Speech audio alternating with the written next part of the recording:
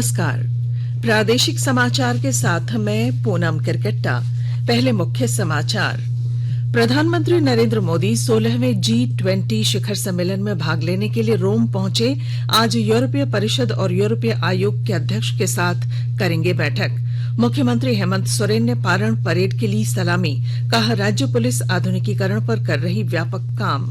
राज्य आपदा प्रबंधन प्राधिकार की बैठक आज। सप्ताहांत, लॉकडाउन और त्योहारों में कोविड दिशा निर्देशों पर होगा फैसला।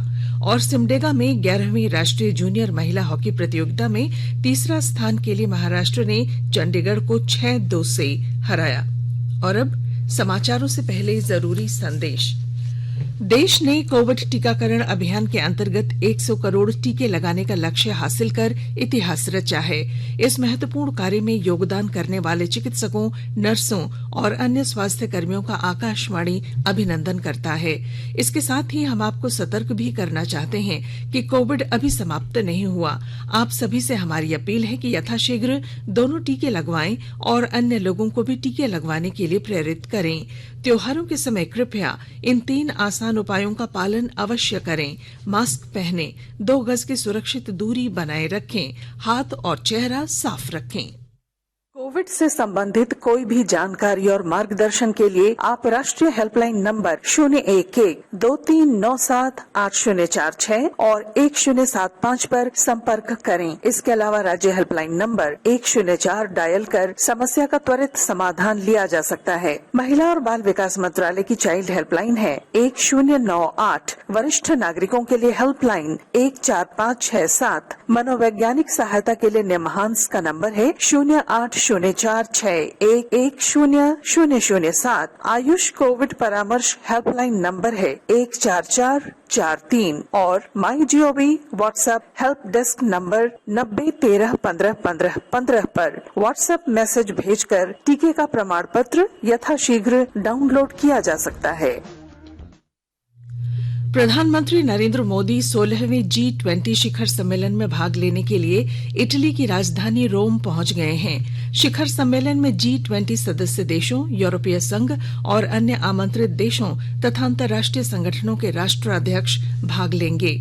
इटली यात्रा के पहले चरण में श्री मोदी आज यूरोपीय परिषद के अध्यक्ष चार्ल्स मिशेल और यूरोपीय आयोग के अध्यक्ष उर्सुला वॉन डेर लेयन के साथ बैठक करेंगे।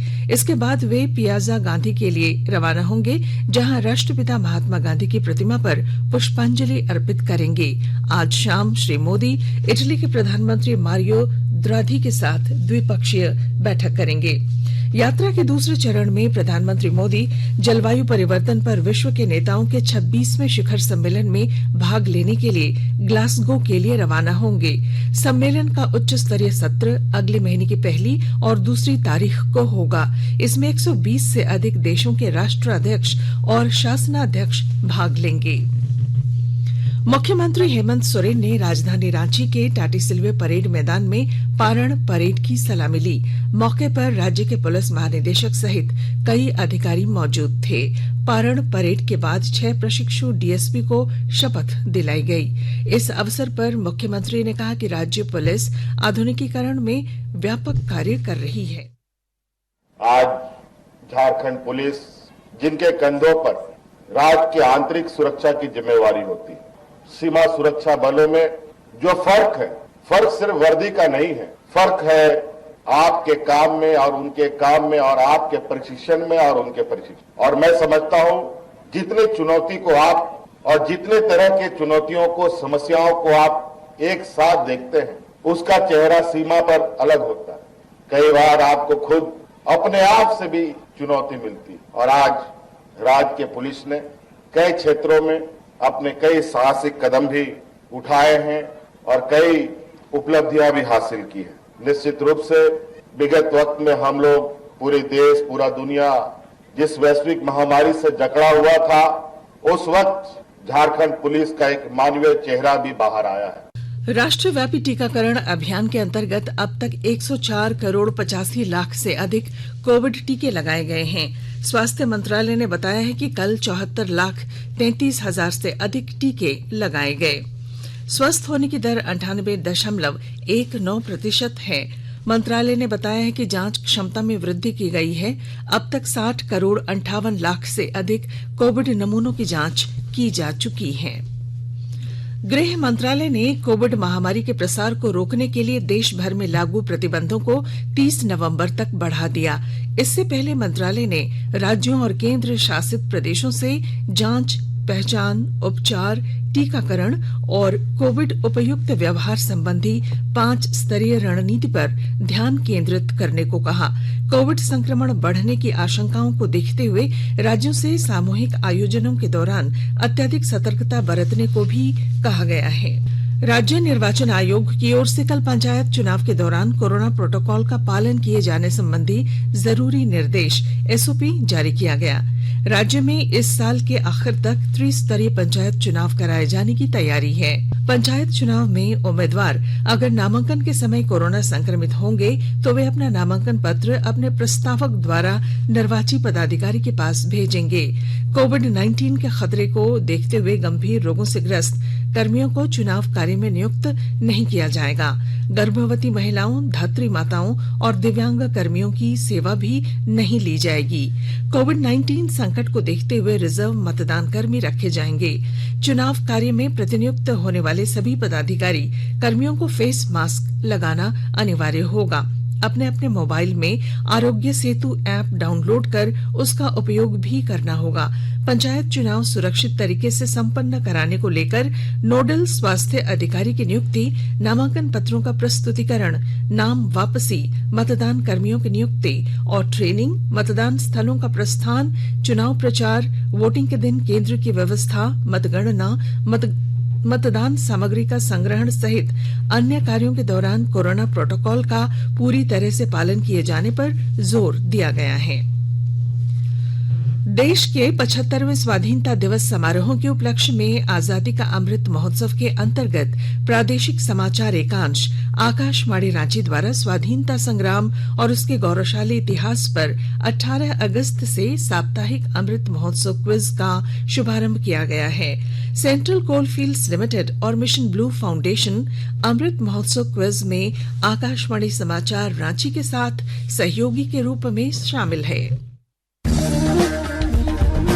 आजादी के 75 वर्षों का पर्व अमृत महोत्सव प्रत्येक बुधवार शाम 7 बजे प्रसारित होने वाले प्रादेशिक समाचार के दौरान पूछे गए प्रश्न का सही उत्तर देने वाले प्रथम 10 प्रतिभागियों में से लकी ड्रॉ द्वारा चुना हुआ एक प्रतिभागी इनाम का हकदार होगा।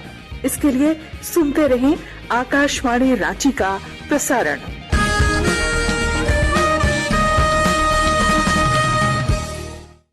केंद्र सरकार ने भारतीय रिजर्व बैंक के गवर्नर के रूप में शक्तिकांत दास का कार्यकाल आगामी 10 दिसंबर से 3 साल के लिए बढ़ाने की मंजूरी दे दी है। आकाशवाणी के ताजा तरीन समाचारों के लिए आप हमारी वेबसाइट newsonair.com पर लॉग ऑन कर सकते हैं। ताजा समाचार Twitter handle @AIR News Alerts और Facebook page all India radio news पर भी उपलब्ध है। आप प्रादेशिक समाचार एकांश के ट्विटर हैंडल @AIR News _ और फेसबुक, इंस्टाग्राम पेज तथा YouTube channel AIR News Ranchi पर भी हमारे बुलेटिन सुन सकते हैं। प्रादेशिक समाचार आप आकाशवाणी रांची से सुन रहे हैं और अब पेश हैं कोरोना से बचाव के कुछ संदेश। कोविड-19 से बचाव और सुरक्षित रहने के 3 उपाय। मास्क लगाएं, 2 गज दूरी है जरूरी, सुरक्षित दूरी रखें, हाथ और मुंह साफ रखें।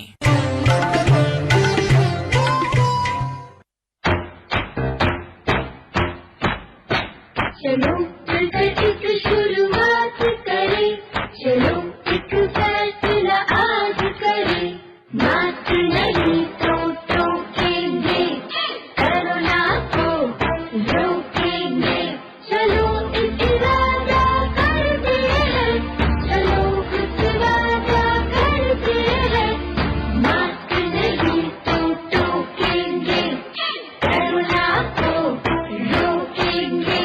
भारत सरकार द्वारा जनहित में जारी। प्रादेशिक समाचार में आपका फिर स्वागत है। राज्य आपदा प्रबंधन प्राधिकार की बैठक आज मुख्यमंत्री हेमंत सोरेन की अध्यक्षता में आयोजित की जाएगी। इस बैठक में 19 नवंबर को भारत न्यूजीलैंड के बीच होने वाले क्रिकेट मैच में सीमित संख्या में दर्शकों के प्रवेश पर निर्णय लिया जाएगा। इसके साथ ही राज्य में सप्ताहांत लॉकडाउन, स्कूलों में समय अवधि बढ़ाने का और दुकानों को खोलने की अनुमति देने पर भी चर्चा की जाएगी। सिमडेगा जिले में जेएसएलपीएस और जिला प्रशासन द्वारा संयुक्त रूप से स्थानीय कामगारों को जोड़कर उनके उत्पाद की बिक्री की जा रही है। इससे प्रधानमंत्री नरेंद्र मोदी के वोकल फॉर लोकल को बल मिल रहा है। विस्तृत जानकारी दे रहे हैं हमारे संवाददाता।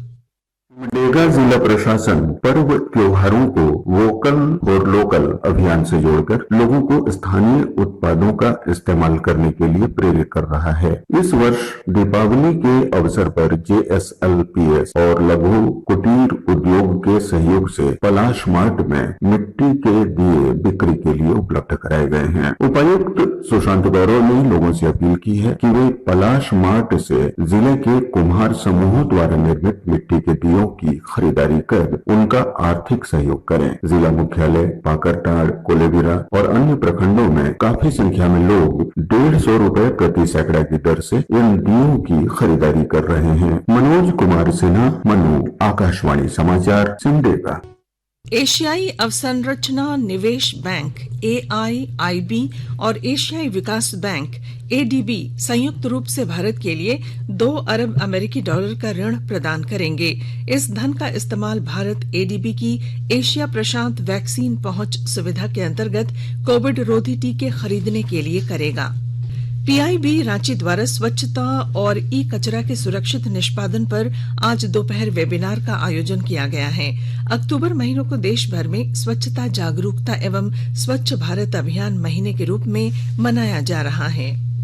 स्वास्थ्य मंत्रालय ने छठ पूजा के दौरान कोविड निर्देशों के पालन में लोगों की भागीदारी के लिए आज एक श्रव्य दृश्य गीत जारी किया। यह गीत प्रसिद्ध लोक तथा शास्त्रीय गायिका और पद्म भूषण से सम्मानित शारदा सिन्हा की प्रस्तुति है। इस वीडियो में सुश्री सिन्हा ने कोविड महामारी पर विजय पाने के लिए सभी से कोविड रोधी टीके की दोनों खुराक जल्द से जल्द लेने का अनुरोध किया है।